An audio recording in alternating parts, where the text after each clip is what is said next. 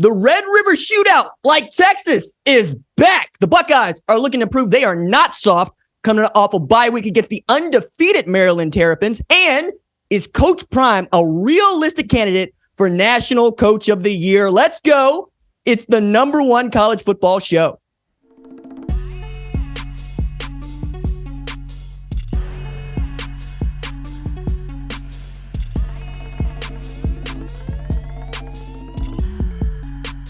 What's up, kinfolk? It's RJ Young. I am not on a step mill. Thank you for watching on the Fox Sports app, YouTube, or listening wherever you get your podcast. Today on the show, we got to get into the Red River Shootout, which is a big deal for the first time in over a decade. I want to see if Georgia can actually put the screws to Kentucky, or we're just going to see the same Georgia that we've been seeing, which is the one that I docked from the #1 team to the #2 team. I want to see Ohio State basically take care of business against the best team that they faced since beating Notre Dame. I also kind of want to get into Coach Prime and whether or not that dude is actually in consideration for National Coach of the Year and just the significance of that, along with a couple of other candidates. But first, I want to start with this. How deep is this list of teams that could win this year's national title? Like, it's ridiculous. We got 11 teams with 25-1 or better odds to win the national championship. Now, I don't do the betting.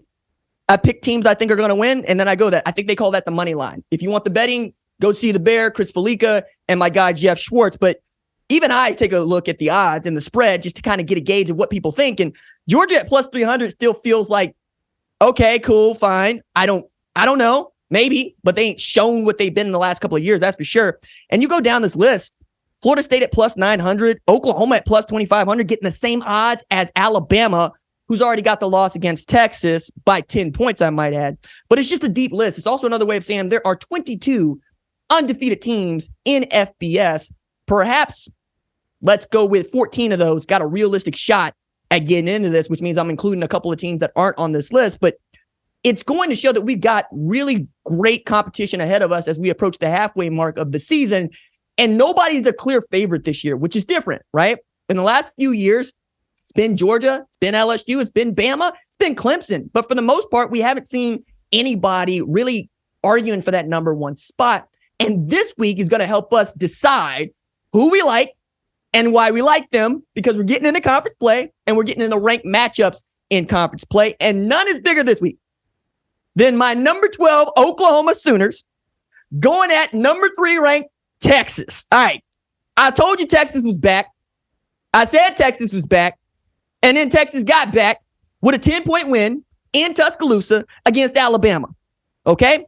Steve Sarkisian has this thing moving because, as always, Texas has been one of the most talented football teams in America for the better part of 10 years. It's about getting them to act like it. Can you get them to play to their level, right? And if they do, they're tough to stop, man. They're 6.5 point favorite, 6 and a hook going into this game in the Red River Showdown. I say Red River Showdown. I say Red River Shootout.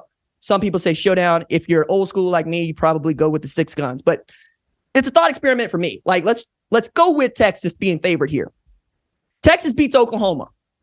Does UT move to #1 or #2 in my ranking, let alone the AP rankings? And it's difficult because a lot of this, as I've said, is not just being perfect. Perfect is the barrier for entry in most cases, right? Once you're perfect, it's, are you dominant?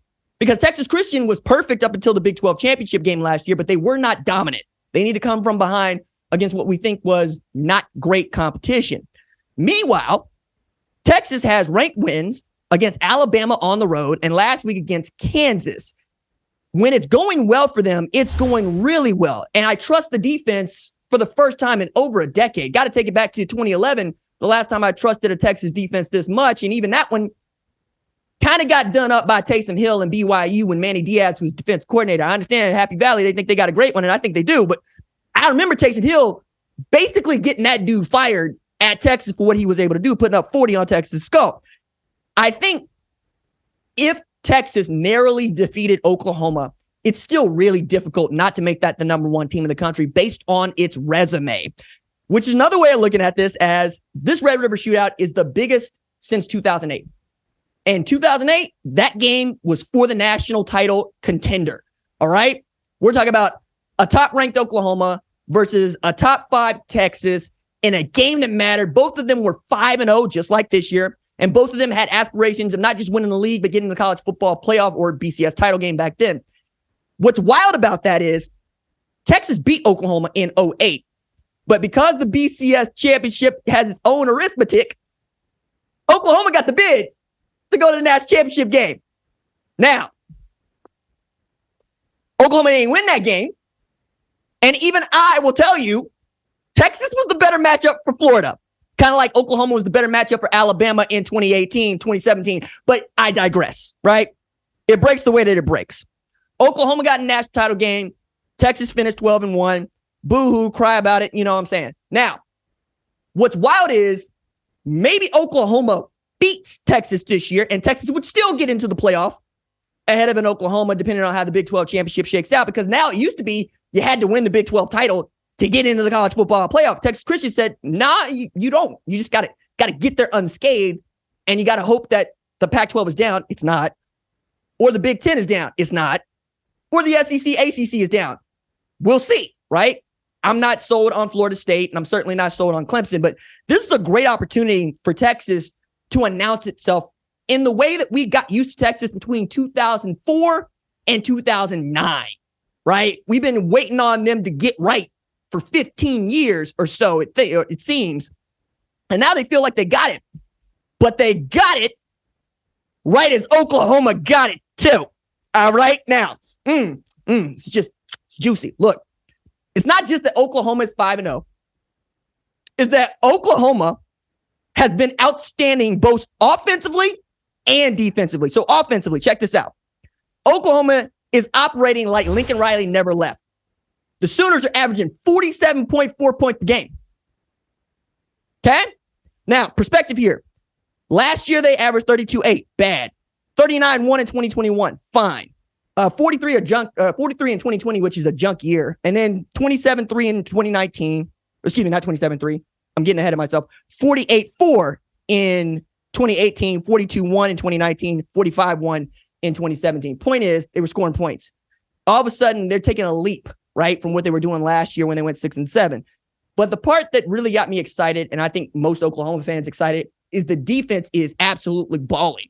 But I don't think people really recognize just how balling the defense has been. Okay. Last year, booty, awful, bad, just garbage. Talking about giving up 30 a game.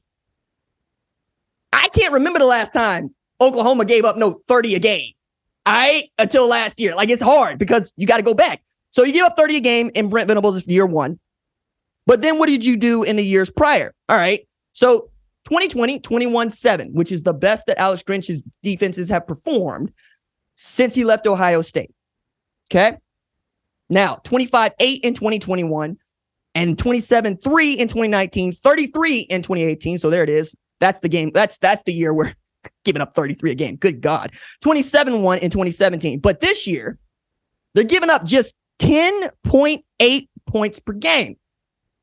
I had to go back a ways, and I actually had to reach out to Big Vic, our research dude over at Fox, and be like, all right, am I making this up? No, RJ, you're not making it up. What am I not making up? That Oklahoma is on pace to surrender its fewest points since 1987. The King was still a head coach at Oklahoma in 1987, and they gave up 7.8 a game, which is ridiculous. Okay? Now, I'm including the Orange Bowl in that game, and they gave up 20 to, Jimmy Johnson, and then when Jimmy Johnson handed Oklahoma its head in that national championship game in the Orange Bowl. But you get the point here. The 2000 national championship team gave up 12.8 a game, right? In 2001, they gave up 14.8, back when we thought of Oklahoma as a fortress and one in which the defense was king. Take it back to 1991. Gary Gibbs' defense gave up 11.9 points per game. That's ridiculous. Gary Gibbs just doesn't get enough credit for what he did at Oklahoma because, well, he's coming on the heels of Coach Switzer, and it came before Howard Schnellenberger and before John Blake. And, 90s is just not a fun time for most Oklahoma fans. And the special teams has been special. Peyton Bowen, thank you, Notre Dame, thank you, Oregon, has blocked 2 punts in the last 3 games. Like, it's coming together for the Sooners. But you know what? I mean, it's Quinn Ewers over there. You know what I'm saying? He over 250 yards passing the game. And that's Jonathan Brooks over there. That's Skip Brooks' boy. That's 3 straight 100-yard rushing game, 200 plus against Kansas. Adonai Mitchell coming on. He had his best game ever last week. 10 catches, like 141 yards. Xavier Worthy out there getting it done. You know what I'm saying? Defense, they got some hitters. Jalen Ford, one of them dudes.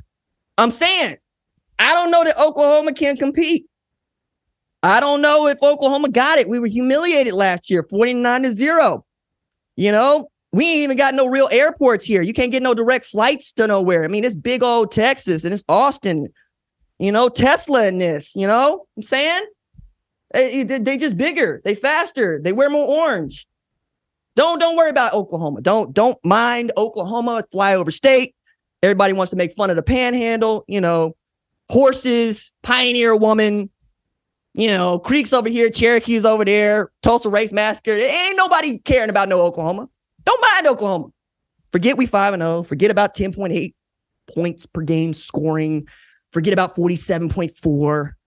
Forget about 8 interceptions in the last 3 games. Just forget about us. Don't worry about, don't mind Oklahoma. We not going nowhere. I think we got like 3 electoral college votes. You know what I'm saying? In Texas. Go ahead. You big, you bad. You back. You know what I'm saying? You gonna win the national championship. You know what I'm saying? You should feel great about this. Get buck, Texas. Yeah, I'm gonna go ahead and I'm gonna pick Texas. You know. That's RJ's pick for this game. Go ahead. Tell everybody about it. You know what I'm saying? RJ's out on the Sooners. Go ahead. I said it. Texas. I'm picking Texas. Don't mind Oklahoma not one bit. But come back here on Saturday night if something awesome happens. Because Oklahoma gets to 6-0 before week 7. You're not going to be able to tell me a damn thing. Okay? Nah, wait till I get my money right. All right, let's talk about the big noon game. All right, Maryland at number 4, Ohio State. All right, this ain't my Maryland. This ain't your Maryland. This ain't your daddy's Maryland. This Maryland, good. They good. Now, Ohio State is favored by 19.5. That's a big spread. Okay? I said to Coach Loxley coming into this thing, back at Big Ten Media Days, hey, Lox, I looked at the schedule, my dude. You could be 5-0 by the time y'all go to Ohio State. And he said, RJ, you counting wins on me already? Yes, I am, because y'all that good. Now, this game could look a lot like USC Colorado last week. Understand what I'm saying here? Because this will be the first ever meeting between Maryland and Ohio State when both are undefeated. But it's also going to be the first time since 1940 that Ohio State has played 6 consecutive, or 5 consecutive. Yeah, their 5th game for them, 6th game for Maryland. 5 consecutive undefeated opponents. And Ohio State is 8-0 all time against Maryland, right? We know what that is. And at the shoe, against Maryland, it's gotten worse, right? 49 in 2015, 62 in 2017, 73 in 2019, 66 in 2021, and as far as points scored. And, you know, Ohio State's 38-40 at home recently. Losses to, goodness me, we're talking about Michigan and Oregon. That's it. Going into the shoe and getting a win ain't easy to do. And, you know, they've been outscoring people off a bye. Like Ryan Day's Buckeyes have been devastating off a bye. They have outscored opponents off a bye 108-17 in the Ryan Day era. You just don't want them off a bye. But Maryland got an ace in the hole. It's called Josh Gaddis, who has beaten Ohio State before and is calling the plays against Ryan Day and Jim Knowles. Now, I kind of think that if I look at Talia Tagovailoa, I see a great quarterback. But then I went and looked at the statistics. He's already the best quarterback Maryland's ever had. He's passed for over 9,300 yards. He's passed 64 TDs. And I understand Tua's little brother ain't moving it for a bunch of y'all, but they are 5-0 heading into this thing.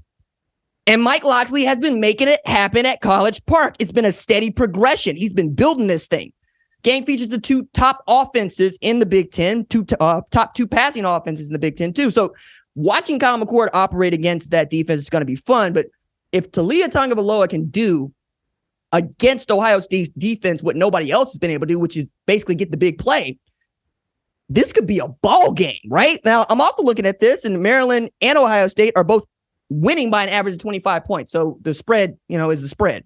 So maybe they keep that up. But Maryland's going to need a great game from Roman Hemby. Matter of fact, he's going to need to be so good that you're going to have to be thinking about the Roman Empire. Mark Antony, Caesar, friends, Romans, countrymen, lend me your ears. I come to bury Caesar, not to praise him. The evil that men do lives long after them. The good is often interred with their bones. So let it be with Caesar. In this case, Caesar would be Ohio State. You see how I tied it back. But 85 a game ain't going to do it against Ohio State. Roman Hemby is going to have to absolutely wreck shop against that defensive front, and that's just hard, man. That's just difficult. Now, Notre Dame did a really great job against that defensive front, 176 yards, but again, they were at home. I don't know that you're going to be able to do that at the shoe. They're going to be loud. It's going to be 100,000 people there. I'm going to go ahead and say I'm going to pick Ohio State because that's a smart thing to do. As much as you want to pick against them, that ain't smart for nobody. 38-40. And if Kyle McCord is the weakest part of your offense, and that's legitimate, like he might be the weakest part of that offense, you got a really damn good offense because we still haven't seen a 100-yard game from Mecca Buka. You know what I'm saying? Julian Fleming's still there. Kate Stover is emerging. Trey Henderson. Trey Sanders is over at Texas Christian. Chip Traynham. I'm saying we got dudes over there, and they got dudes on both sides of the ball. But I would not be shocked to find out that Maryland actually puts in a shift here. Because remember, last year they lost this game 34-27 to Michigan that everybody was like, is Maryland good? Turns out, yeah, they got to put it all together at one point in time. All right, let's go to number 20, Kentucky at number 1, Georgia. Georgia's favored by 14.5. I just want to see Georgia put together a full game. They have not been great against SEC opponents so far, needing to come from behind against South Carolina, and then they need to come from behind against Auburn. I'm watching that game expecting them to do something dirty, and turns out, no, Brock Bowers is the only guy with the mutant gene. Carson Beck is fine. 72% passing, 309 yards, but if you got the mutant gene over there, you can do most what you want in the offensive game. Dajan Edwards has been steady at tailback. Malachi Starks is the dude, try throwing on that secondary, but that ain't what Kentucky does. Now, Devin Leary ain't been great, but even if Devin Leary was, that ain't Mark Stoops' style. He wants to run the football and play defense. That's why when you see Ray Davis go off for 289 yards from scrimmage against Florida, yeah, you better check him. By the way, that dude transferred from Vanderbilt. And I'm reminded that Tyler Steen transferred to Alabama from Vanderbilt. Vanderbilt, what the hell y'all doing sitting on these dudes? How are they leaving? Ray Davis shows up and runs on everybody? If he could do that against Georgia, yeah, you're going to hear about it. But Kentucky ain't beat Georgia since 2009, meaning that Georgia's won 13 straight against Kentucky. It feels like the kind of game where Kentucky will show up, like USC Colorado. They'll show up. They'll find a way to get involved. And then at the end, you'll see Georgia do what Georgia does. Maybe it'll be Brock Bowers. Maybe it'll be Dajan Edwards. Maybe it'll be Carson Beck. But somebody's going to go do it. But you know what? Maybe Mike Stoops can finally beat Georgia. I'm not bitter. I'm not bitter at all. I'm picking Georgia, by the way. Yeah, I'm picking Georgia against Kentucky. All right. Number 11, Alabama at Texas A&M. Alabama's favored by 2.5. But, last time they played at Kyle Field, Jimbo Fisher and Ampersand U dispatched the number 1 ranked Tide, 41-38. Maybe Nick Saban remembers that. I don't know. Maybe Jalen Milroe remembers that it didn't grow great for him the last time he played against Texas A&M. But you know what? Max Johnson, Aeneas Smith, Evan Stewart, they need to have big games against that Bama defense, which I think is terrifying. I don't want any parts of them, and yet they got dudes on that secondary, ball hawks that are growing more capable and confident with every snap they play. Kool-Aid McKinstry come through your wall in your living room, talk about, what's good. Yeah, okay. I don't know, man. Max Johnson, 3-1 as a starter at A&M. He was great toward the end of the season against LSU that one time, against Florida. But DJ Durkin's defense was the first to show Jalen Milroe that he ain't no Bryce Young. Maybe they can do that again. Milroe's been sacked 13 times this year. It could be tight. It probably will be low scoring. But I got to tell you, man, if Jimbo Fisher messes around and beats Alabama again, you can put the kibosh on whatever's going to happen with Jimbo. But if they get housed by Alabama, the Aggie Network might find $80 million. They spiteful like that. And Bobby Petrino's right there. It's going to get nasty if they get nasty. All right, so I'm going to pick Bama in this one. And maybe A&M, Ampersand U can upset them again. We'll see. Number 10, Notre Dame at Louisville. Number 25, Louisville, Notre Dame favored by 6.5. Notre Dame is trying to make like the Subway alumni and like work with their hands for the first time since 2005, which is when they last went on the road back-to-back weeks to beat ranked opponents. I don't think that Louisville's that good, but they are undefeated. And Notre Dame's been flirting with disaster, like Molly Hatchet out here for the last couple of weeks. I mean, right there on edge against Duke on a 4th and 16, you got to have it. Sam Hartman got to go get it for you, and then Audric Estime got to finish it for you. All right, so let me get at it this way. Louisville, 5-0, might be looking at Notre Dame like Tiffany Gomez on the airplane. At the end of this, they get a win. Talk about these dudes ain't real. They be in it. But, they got the ACC's leading rusher in Jahar Jordan. I say ACC's leading rusher because, Audric Estime has rushed for 672 yards, and he leads the FBS in rushing, but he does not lead the ACC in rushing because Notre Dame insists on this open marriage with the ACC. Just stringing the ACC along out there in South Bend. Why don't you just go ahead and get hitched? Why do we have to keep watching this? I want to say that Audric Estime leads the ACC in rushing, not just the FBS. It's ridiculous. Get out for this, dude. Just go join the conference. Sam Hartman has been proving me correct. He is the best quarterback in Notre Dame history. Throw Theismann at me if you want to. Right? Throw Joe Montana at me if you want to. And I will point to you, what did they do at Notre Dame? And then what did they do at college? Don't bring me no NFL stats talking about college football. Don't do that. We do college football here. Talk about the NFL on Sundays. We got a podcast for you. It's hosted by Dave Hellman. You can go check that one out. Here, FBS, baby. Tell me how good Sam Hartman has been, and I will tell you, yeah, that's the best dude to ever put on Notre Dame uniform and play quarterback out there. Again, Louisville beats Notre Dame. Cardinals fans are going to talk more noise than the Louisville Lip after putting Sonny Liston on his back, telling Ernie Terrell to announce his name from his back, and then George Foreman in Manila. Look, I'm rooting for a thriller, is what I'm saying. Jeff Brown, Jack Plummer, get on it. Make this one interesting for me. A couple of those that you need to keep your eyes on, too. Howard, holy bleep, cross the third, and Jamari Thrash, two dudes that I'm enamored with. Howard over there playing outstandingly on the defensive side of the ball. Jamari Thrash, outstanding wide receiver. I'm picking Notre Dame to win this game because, again, that's the sensible thing to do. But maybe Louisville won it. Maybe they got something to them that we ain't seen yet. All right. Number 13, Washington at UCLA. UCLA is favored by 3.5. I ranked UCLA, but the AP doesn't want to rank UCLA. So now Washington State has to deal with that wrath. But you know what? Cam Ward and the Pullman Pyrotechnics versus Dante Moore and the Westwood Connection. Yeah, right? Somebody gonna get invited to their Gangsta Nation. That's what it's gonna be. Because at the end of this, we're gonna find out somebody else is real or not real. Because there's a lot of folks that kind of be like, I don't know, Washington State might be on it. Maybe, but this is a really good judge of how good Wazoo is. Like, we don't think that Wisconsin is great, but we don't think that Wisconsin is bad. UCLA didn't show everything they got in Salt Lake City against Utah and Rice-Eccles, but maybe they got a little something else, right? Again, this game is at UCLA. It's in Pasadena. I'm always going to be in on a quarterback competition. Like, Cam Ward has been outstanding. I think it's 376 pass yards on average game, 16 TDs, no interceptions.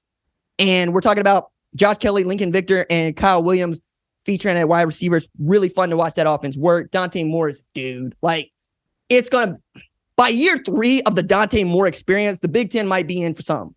I like watching that dude play football. I think he's going to be outstanding. But UCLA can score with Wazoo. I know this because Wazoo is going to let you score 20. And if you let them score 20, you get into a rhythm.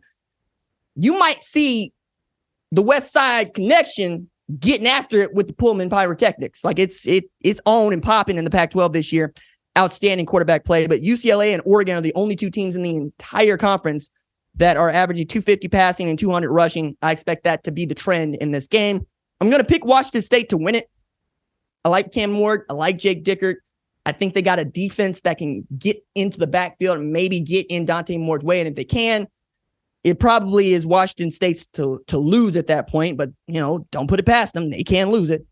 And then finally, let's talk about Colorado at Arizona State. Colorado's favored by 4.5, coming off of 2 back-to-back losses. against Oregon and USC. And I wanted to start it with this as a conversation, though. We know that people watch Coach Prime in Colorado. We know this because the numbers bear it out.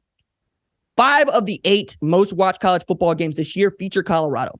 And Colorado is played on national television. They've got at least 7.24 million viewers, and they have peaked at 10 million. Those numbers are enormous in our sport. Now, the NFL, again, no thumb their nose at us because the Sunday afternoon game on Fox is about 25 million people watching it. And on Thanksgiving last year, when the Cowboys played, it was 49 million. But you get what I'm saying here, right? 10 million people watching Colorado football a year after they went 1-11 is a big deal. So you know that people are watching. You know that more people that could give a damn about the sport, except to say that we are a minor league and farm team for the NFL, now care about the sport. You've seen the celebrities on the sideline. And you've also seen Coach Prime getting some of that work in. Right now, he's letting everybody get at him, and he's also giving it back. Like I love how he's got something to say to the naysayers. At this point, I don't think there are people that are naysaying what Colorado can do. I think there are just people that are tired of hearing me talk about Colorado and tired of hearing him talk about Colorado. But y'all keep showing up to hear us talk about Colorado. So what lesson am I supposed to take from that? Okay. Other part is they're going to be great offensively, and they're going to be bad defensively. They're putting up 440 a game, but they're giving up 480 a game. They're going feast and they're going famine. Against Arizona State, I expect that to be the same thing. With no Jaden Rashada, probably leans more toward Colorado once again. But, I mean, they're putting up 357 through the air, right? But they're giving up 296 through the air. Shedeur Sanders is that dude. Got to show that once again against SC. They're down 41-14. They come back. They get close to tying it, put on a really great display. Shedeur's already thrown for 350 yards or more in 3 games. The record for anybody at Colorado in the same season is 5. Corey Detmer did that in 96. I mean, I also got to couple that with Old Dominion is the only team in FBS that's given up more sacks of its quarterback because they got Shedeur Sanders sacked 26 times. It's less about Colorado versus Arizona State, and it's more about what Colorado's going to do. And them being on the Pac-12 network ain't going to give many people an opportunity to see them at all because it's not on national TV. But I'm looking at this, and I want to talk about Amarion Miller, and I want to talk about Travis Hunter not playing for another 3 weeks, and I want to talk about the emergence of a number of players. Cormani McClain getting some game. Cameron Silman Craig out there absolutely playing well. They became the first defense to pick off Bo Nix and Caleb Williams this season, but I was led in a different direction as I was getting ready to write about this foxsports.com where you'll be able to read this piece, because I was having this conversation about can Coach Prime win National Coach of the Year in year 1 at Colorado. And after the comeback win against Colorado State and they're 3-0, it's one that you really have to consider, right? Now they lose back-to-back games. Nobody's talking about Shedeur Sanders as a Heisman finalist anymore, and that's kind of cool, but he could still win National Coach of the Year honors, and that would be a big deal. Now, clearly, Prime doesn't care about winning anybody's National Coach of the Year. He does not care, okay? He also is very attuned to fair weather fans, right? He will tell you what his mama told him. Hey, the fan blows when you hot. You know what I'm saying? And so he's here nor there. He wants to do that he's coaching to succeed, and he wants his coaches to get jobs. But a great way of doing that is winning National Coach of the Year. Okay. Add to this that it's really difficult to win National Coach of the Year, especially in the Power 5. So since 2017, only one coach in the Power 5 has won the FWAA's Eddie Robinson Coach of the Year award. That'd be Ed Orgeron, 2019. He needed to go 15-0 and win a national championship to do it. Everybody else was a G5 coach at the time. 2016 is Mike McIntyre, who turned around a 4-9 program in 2015 to 10-4 in 2016. But it's deeper than that, right? I reached out to our guy, Big Vic, and I learned that since 1990, which is far back as I chose to look, only 2 coaches have won National Coach of the Year for the FWAA's Eddie Robinson Coach of the Year award with fewer than 10 wins. And it's been 9 in both cases. 2005, Charlie Weiss. I know people are like, really? What?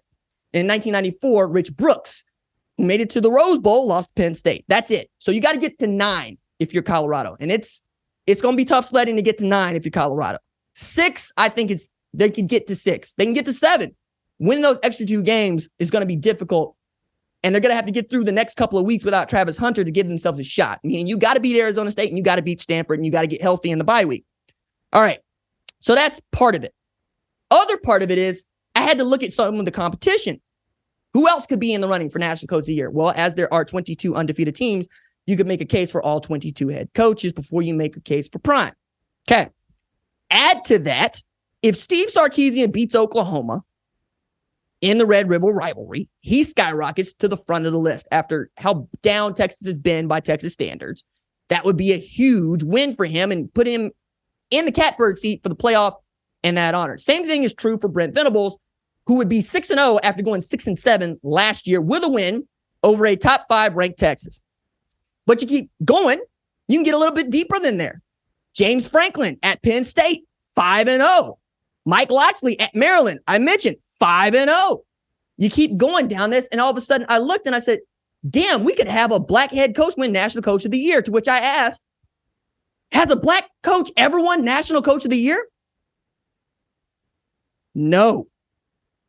So the AP, nor the Bear Bryant Award, nor the Football Writers Association Eddie Robinson Coach of the Year Award have never awarded that thing to a black head coach. James Franklin got close in 2012.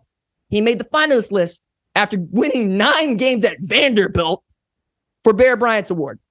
Still didn't give it to him. And I was thinking about me. Surely Eddie Robinson won this award. No. The man whose name is on National Coach of the Year award never won National Coach of the Year.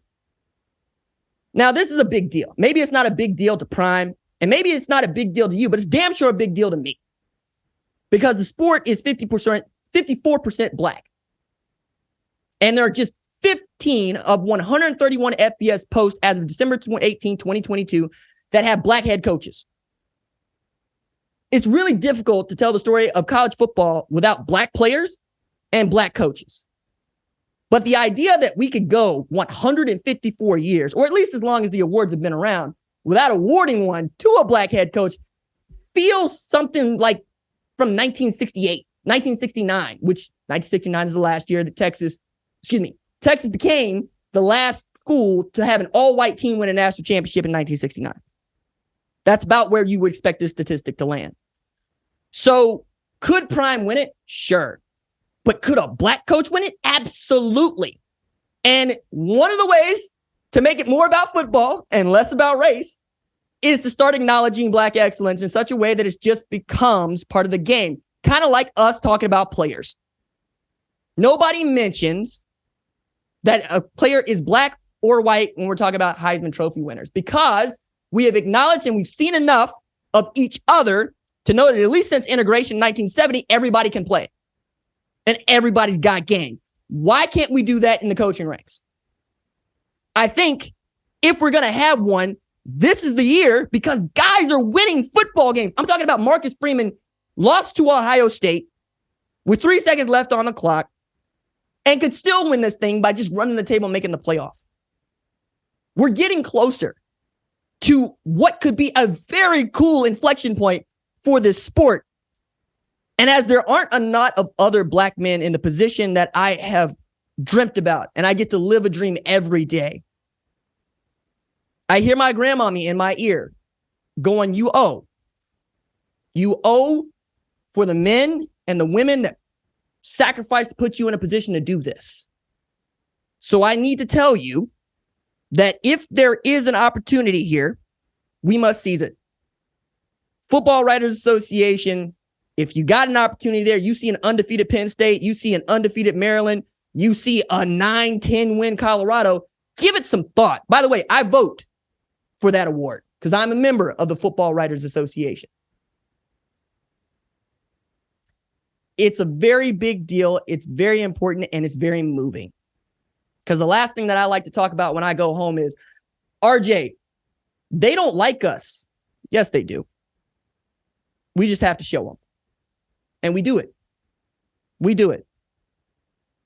So if Prime wins Coach of the Year, awesome. Because it will be a first and it will be history making. And the more history made, the easier it becomes to talk about what we all want to talk about, which is football. All right. We will be back here live Saturday night following Alabama, Texas A&M. Our number one college football show leads of screening are Jack Coakley and Torrin Westfall. They make us better in the film room. Social producer Javion Duncan makes sure the recruits and the rivals see the cake we bake. Production assistant Kiara Santana puts the special in our special teams. Aaron Schechter is sending in the signal. Senior producer Catherine Cordaji sees the entire field from the booth. Lead producer Tyler Wojak calls the plays from the sideline, and the play snaps on my clap. Till then, stay low, keep those feet grinding.